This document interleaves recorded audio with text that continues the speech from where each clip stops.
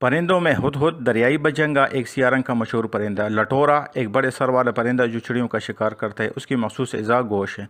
الو، چمگادڑ، جنگلی ابابیل اور اہم گدھ کی ایک قسم ہے۔ آکک کوے کی قسم کی کالے اور سفید دبوں والا پرندہ ہے، اور ابقق جنگلی کوا جو مردار کے سوا کچھ نہیں کھاتا، یہ سب حرام ہے۔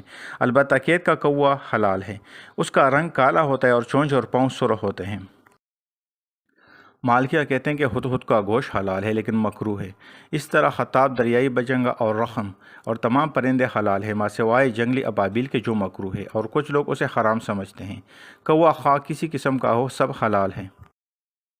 حنفیہ کہتے ہیں کہ دریائی بجنگا اور الو کا گوشت حلال ہے اور لٹورا اور ہدہد مکروہ ہے۔